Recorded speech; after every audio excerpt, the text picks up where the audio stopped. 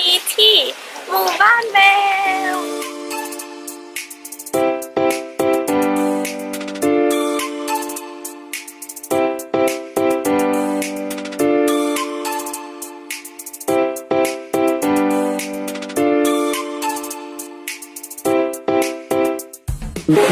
นิ่งเช้านี้คือ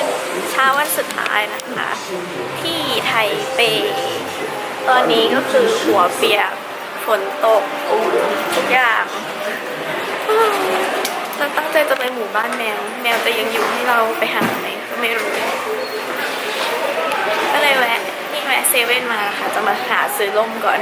ป้องกันเอาไว้ฝนไม่เป็นใจกำลังยืนรอรถเข้ามาหลบในฝนก่อนเข้ามาหลบฝนในร่มก่อนเข้ามาหลบฝนทำไมรอรถสาย965วันนี้เงียบเหงามากเลยอ่ะเช้าวันนี้คือวันอาทิตย์นะคะอยู่วันอาทิตย์แต่ว่าคนน้อยมากๆแล้วก็ไม่มีผู้ร่วมทางในการรอรถด้วยกันกับพวกเรา2 คนไม่รู้ว่าจะถูกมารอสื่อหรือเปล่า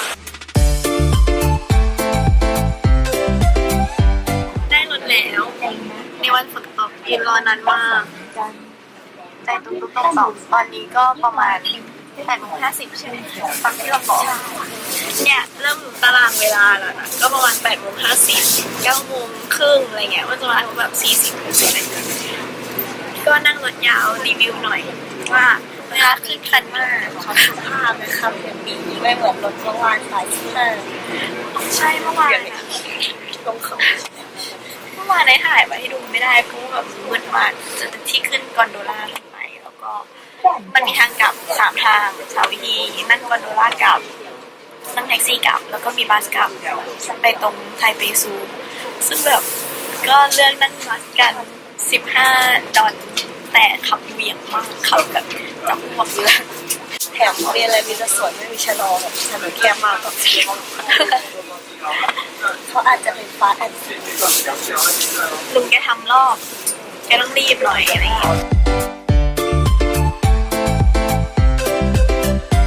แวะมารีวิวบรรยากาศรอบข้างทางก่อนมีแต่หมอกแล้วฝนแล้วน้องแมวจะอยู่ไหนน้องแมวจะมาหาเราไหมเราจะได้เจอน้องเหมียวนะคะฟ้าไม่เปิดเลยอ่ะมีแต่ฝนนะไต้หวันขาวโพลนไปหมดไม่ใช่หิมะนะหมอกตอนนี้ลงมาถึงลุยฝางแล้วที่เดิมที่เราคุ้นเคยแต่ว่าตอนนี้ฝนตกหนักมากไอ้น้องกล้องเข้ามาในร่มดีนะซื้อร่มเป็นคนละตัวอยากแย่งแล้วฝนเม็ดใหญ่มากตอนเช้ายังเป็นละอองอยู่ตอนนี้แบบชุ่มฉ่ำเบอร์ต้นไม้ข้างทางอยู่ในหนองน้ำแล้วเรียบร้อยกำลังจะเดินทางไปตรงลุยฝางสเตชันนะคะแล้วก็หาข้าวกินด้วยไม่ได้กินข้าวเช้าเลย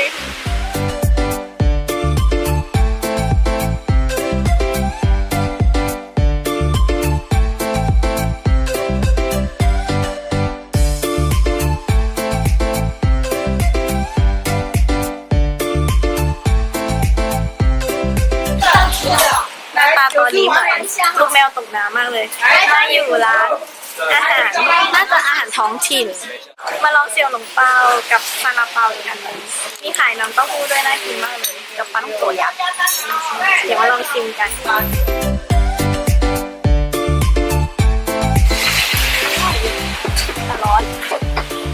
อร่อยอ่ะน้ำซุปเยอะจัง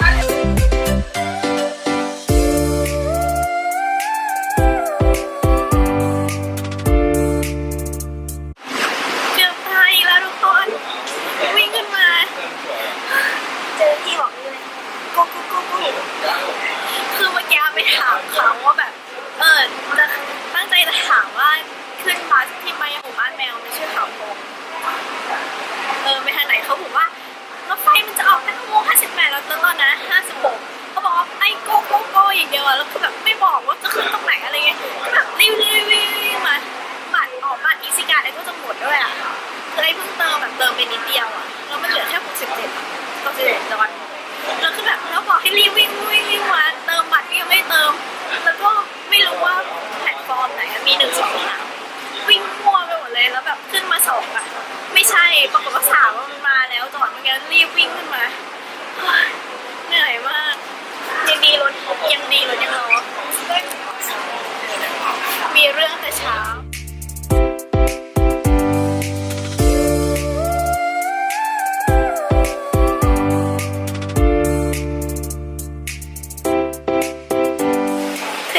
นีเหาธงแล้ว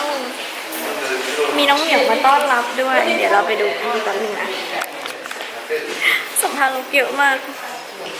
ฝนตกหนักมากเลยทุกคนแต่เมื่อกี้เติมอิซิกาแล้วรอดเป็น1เรื่องแล้วก็อยากให้ดูบรรยากาศมีน้องเหมียวมาต้อนรับกับฟ้าฝนที่ไม่เป็นใจฝนตกหนักมากเลยอ่ะแล้วเราจะเจอแมวข้างนอกได้ยังไง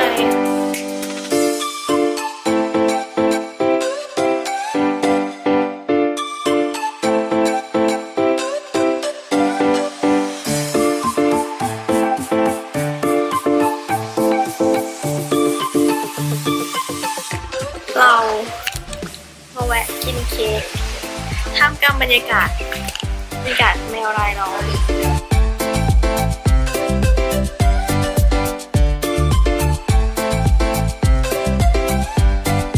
เค้กเอาอยากกินเค้กมีความสงสัยมีอะไรนะขอชิมหน่อยอร่อยไหม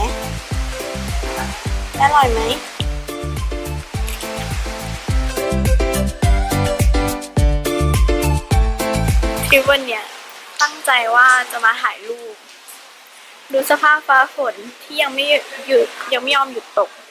มาเช็คสภาพอากาศแล้วน่าจะตกทั้งวันเนี้ยคือแบบชีวิตอะไม่มีดวงที่จะได้ถ่ายกับน้องแมวอะ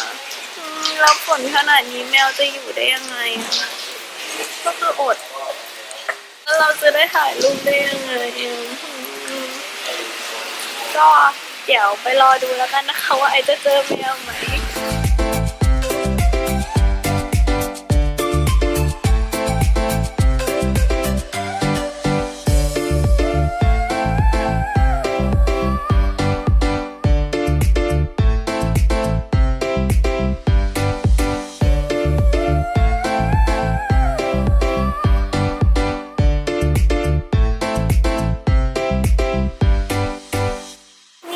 เมื่อกี้ไอไปทำมานะคะตู้หมุนเหมือนที่ไอเคยทำแบบเหมือนเป็นที่ระลึกเอาเหรียญมาทำอันนี้ใช้30ใช้เหรียญ13เหรียญทำเป็นรูปน้องเหมียวเห็นไหมอ่ะมันไม่โฟกัส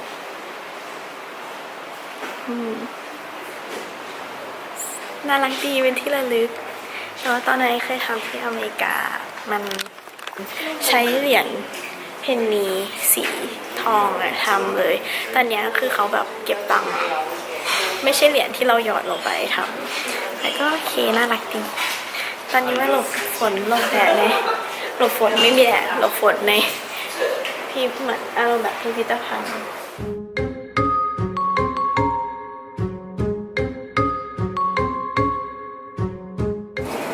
แพ้ให้กับหนังสือไอซื้อเล่มนี้ไปน่ารักมากเลยข้างในมันเป็นแบบโปสการ์ดอะน่ารักมากแล้วก็เล่มนี้ไปจดเรียนอุ้ยน้องน่ารักมากเลยแต่น้องขนเปียกมากเลยอะ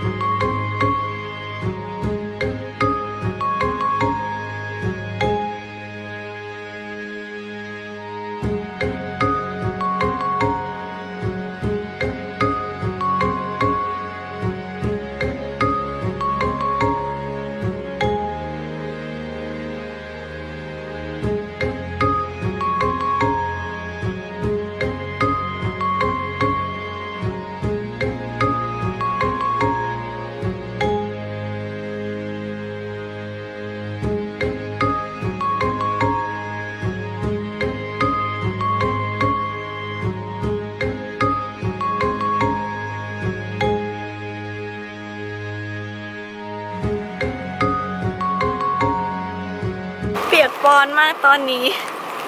แต่น้องเหมียวน่ารักมากตอนนี้ไอแบบพลีชีพกล้องมาก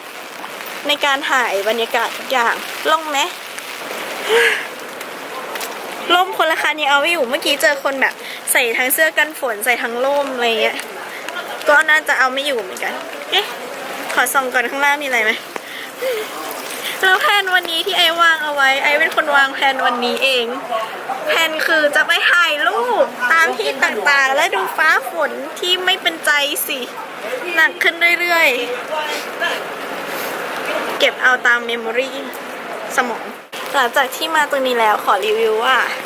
เหมือนกับแบบที่เนี่ยเป็นหมู่บ้านแมวก็คือหมู่บ้านคนที่มีแมวเยอะที่แบบเลี้ยงแมวอะไรเงี้ยแบบอารมณ์แบบเป็นซอยที่อยู่อาศัยอะแล้วมีแมวตามข้างทางเรื่อยๆมาเรื่อยๆอะไรเงี้ยซึ่งมันก็น่ารักดีแบบมันจะมีกิมมิคแบบเขาจะใส่แมวใส่เจอน้องเหมียวเขาจะใส่แบบลายข้างทางเป็นแมวเป็นอะไรเงี้ยเป็นแบบเมื่อกี้ก็เจอแบบถังขยะลูกแมวให้มันดูน่ารักแต่ว่าแมวที่อยู่ในนี้ก็เป็นแบบแมวที่คนที่นี่เขาเลี้ยงอะประมาณนี้เนาะมีคาเฟ่แมวปะปายชั้นบนแต่ว่าไอไม่ได้เข้าทุกคนเจอน้องนั่งตากฝนอะคืออะไรอะน้องนั่งตากฝนอะตอนนั้นก็นั่งตากฝนตากทำไมลูกเปียกไหม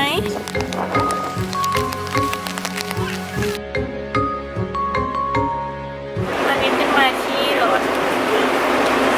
TRA แล้วเรียบร้อยกำลังจะไปชีเฟิลนะคะหลังจากที่หลบมรสุมพายุต่างๆมาได้ผู้ร่วมชะตากรรม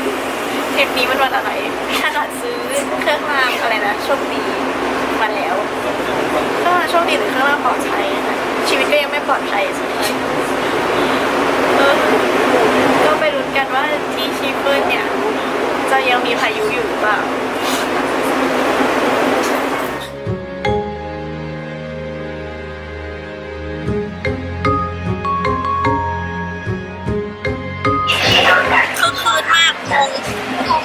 คนมารวมกันอยู่ตรงเนี้ยคนเยอะมากเลยอ่ะแต่ฝนก็ยังคงตกอยู่แต่ว่าถนนน่าเดิน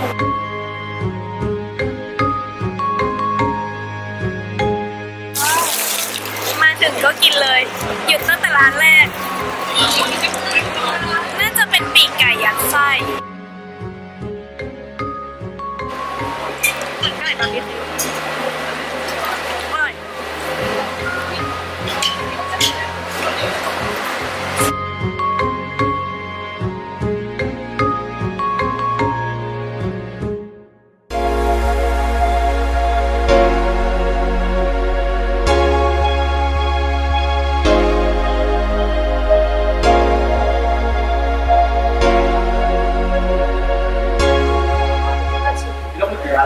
ตอนนี้จะมาปล่อยโคมนี่เสียงไหมอ่ะเขาพูดไม่หยุดนะตอนนี้จะมาปล่อยโคมนะคะซื้อสีมันจะเป็นโคมที่แบบให้โชคลาภอะไรเงี้ยตามสีที่เราเลือกนะคะอันนี้เลือกมาเป็นอะไรอะ Career Study ใช่ไหม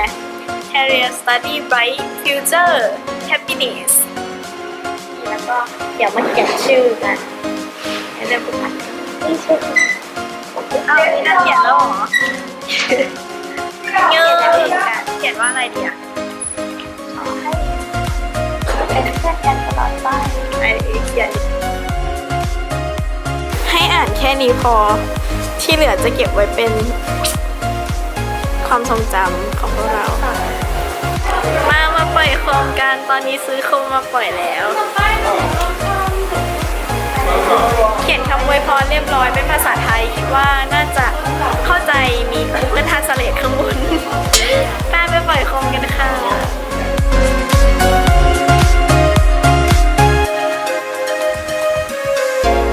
ปล่อยโคมเสร็จแล้วแล้วก็คำอธิษฐานต่างๆจริงๆเขาให้เขียน4ด้านนะคะถ้าใครมาก็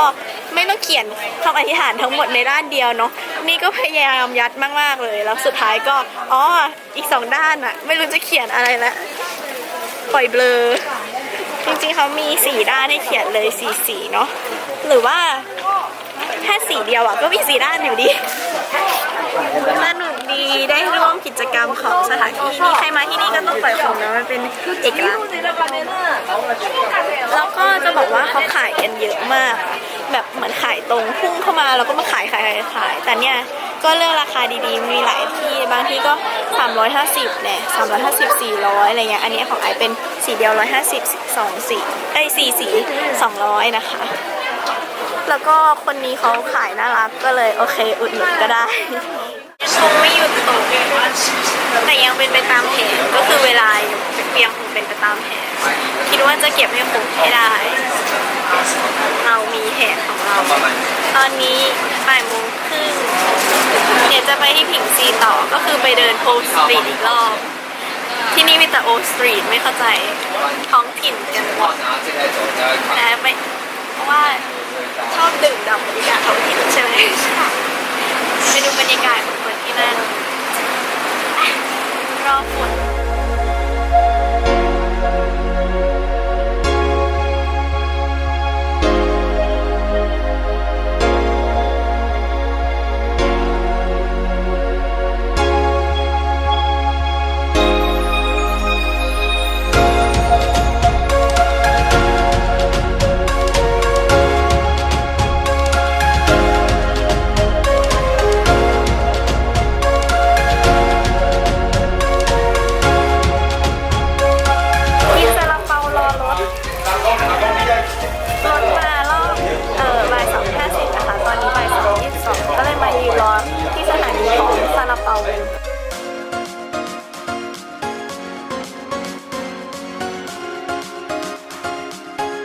โผล่มาที่จิงท่ง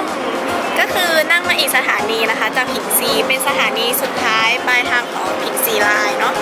แล้วก็เป็นโอสตรีทอีกแล้วแต่ว่าโอสตรีทแต่ละที่มันก็หน้าตาไม่เหมือนกันนะเป็นแบบเอกลักษณ์ของแต่ละที่แล้วก็ตรงนั้นเป็นสะพานไม้ไผ่ที่นี่ฮิตกันตรงเป็นแบบกระบอกไม้ไผ่นี่อยากลองไปเดินดูกันว่ามีอะไรบ้าง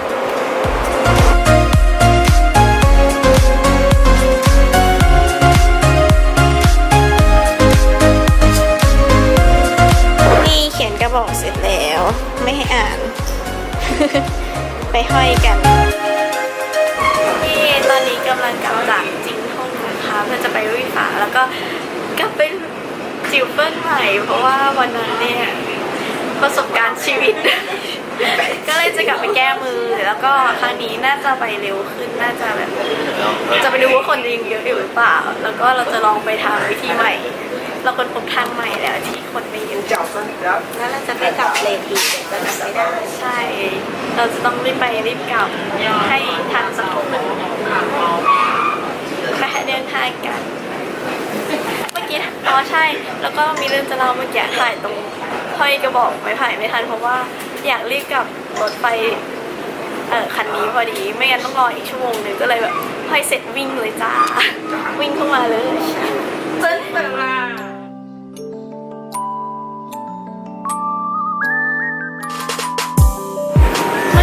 เจอกลุ่มคนจีนครอบครัวหนึ่งนะคะน่ารักมากแบบเข้ามาถามว่ารถคันนี้มันไปลุยฝางหรือเปล่าเพราะว่าแบบไม่แน่ใจอะไรเงี้ยเขาก็แบบเขาพูดภาษาอังกฤษไม่ได้เขาก็ให้ลูกเขาแบบเด็กสุดอะไรเงี้ยพูดภาษาจีนพูดภาษาอังกฤษกับเราแล้วก็แบบชวนคุยนู่นนี่นั่นอัดคลิปถ่ายขอ Facebook เลยน่ารักมากเป็นครอบครัวที่ alert มากแล้วก็ชวนดูนู่นดูนี่คอยบอกว่าแบบต้องลงตรงนี้นะเตรียมบัตรนะแบบเขาจะมาคิดตังค์อะไรเงี้ยแม้จะภาษาที่แบบฟังไม่ค่อยเข้าใจเท่าไหร่แต่ก็ไปฟังภาษาไม่ได้ฟังแบบภาษาใบ้ๆหน่อยแต่ก็คือแบบน่ารักมากถือเป็นเรื่องราวดีๆของวันนี้ตอนนี้ก็ใกล้จะถึงลุยฝางแล้ว next station ตอนนี้อยู่ลุยฝางแล้วฝนตกหนักกว่าเดิมอีกมีความรู้สึก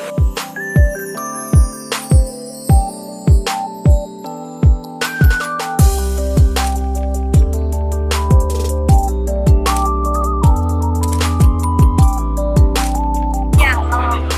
เล่นด้วยไหมนี่อยากลองแบบอะไรนะเขาเรียกอะไรบัวลอยไต้หวันเต้าหวยเมียนมีเต้าหวยบัวลอยแล้วก็ถั่วแดงเดี๋ยวลองชิม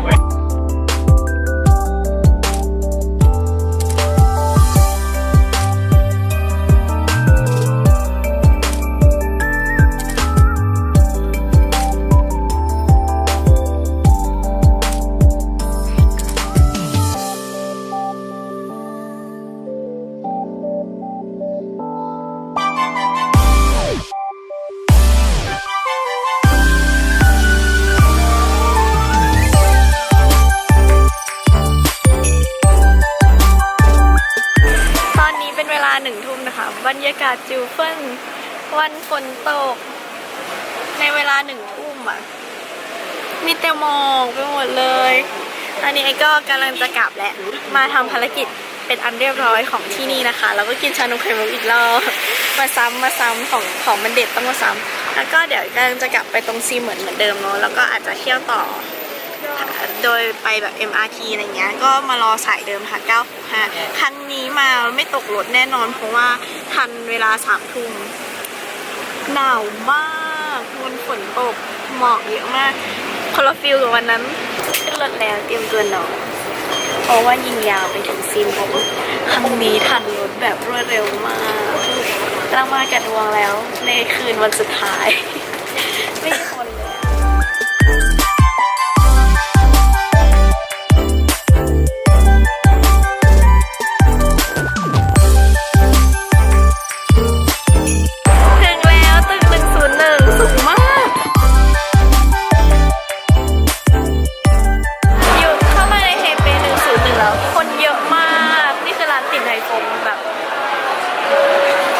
ต่อคิวเยอะมากแบบเขาไม่แย่งกันกินทำไมเนี่ยอันนี้ไอก็มาเดินดูของฝากนะเป็นพวกขนมเป็นซูเวเนียร์อะไรพวกเนี้ยไปลองดูกันว่าจะซื้ออะไร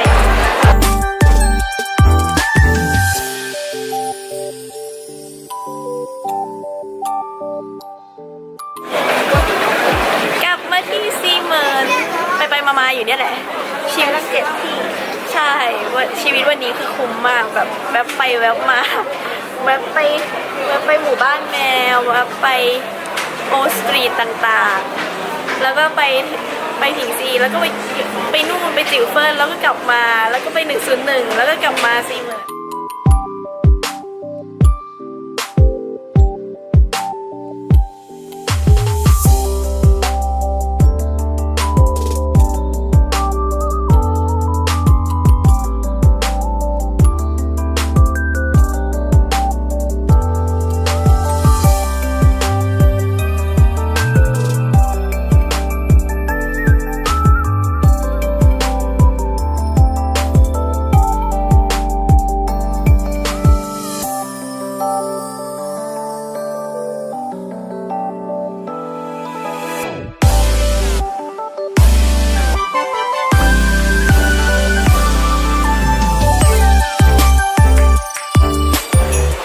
ทุกคนเจอนมถั่วลิสงเป็นไงไม่รู้อ่ะเดี๋ยวมาลองชิมพีนัทบัตเตอร์ไรซ์แล้วก็ลูกอมชานมไข่มุกแกะเสร็จแล้วมาลองชิมกันนมก็ไม่น่า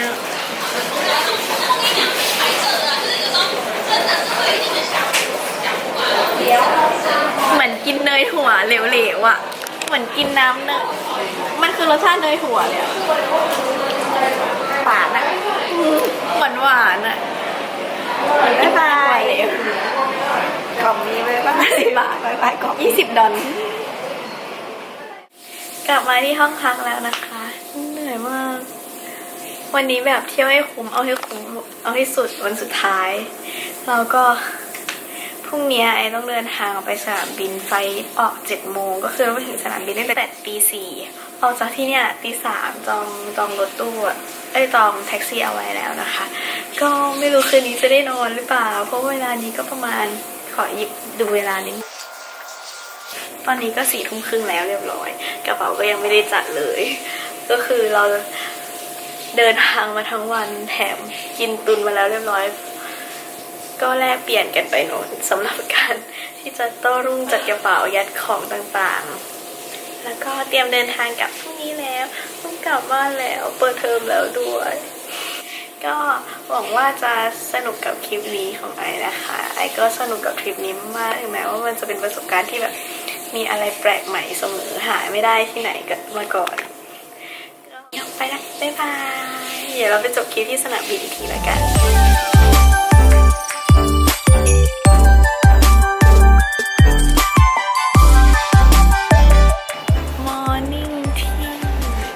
เถาหยวนแอร์พอร์ตจะเรียกว่ามอร์นิ่งดีไหมเพราะว่า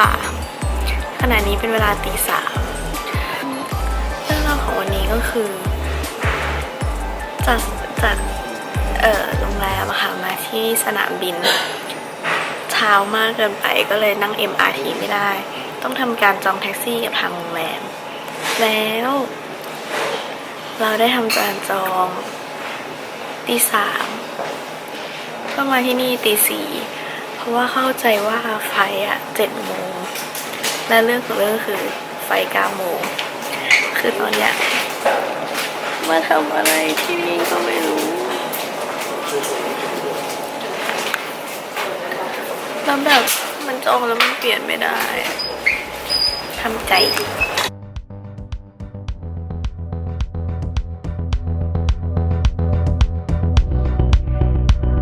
ตอนนี้แวะมาค่าเวลาโดยการหาข้าวเช้าที่สนามบินเซียวหลงเปาอยู่ๆก็เพิ่มจาก120กลายเป็น200ทันทีที่เนี่ยสนามบินที่เนี่ยเกตเขาแบบทำเป็นมีแบบกิมมิคน่ารักของแต่ละที่เยอะมากแต่ละเกตก็จะมีจัดฉากสวยๆอะไรเงี้ยให้ถ่ายรูปได้เป็นที่พักรอให้ถ่ายไปนิดนึงให้ดูเนี่ยขอตัวไปกินก่อนนะคะ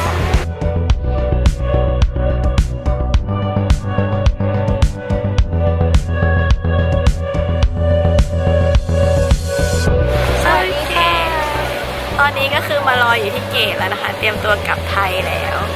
ทริปนี้ก็สนุกไหมสนุกมากๆเรา2 คนสนุกมากๆก็หวังว่าทุกคนก็จะเอนจอยกับเรานะคะถึงแม้ว่ามันจะเป็นทริปที่โมบ้างมีแบบเหตุการณ์พลิกผันเยอะขึ้นเยอะมากก็ฝากกดไลค์เป็นกำลังใจให้พวกเราด้วยนะแล้วก็ครั้งหน้าไปเที่ยวไหนก็อย่าลืมติดตามนะคะวันนี้ก็ไปแล้วบ๊ายบาย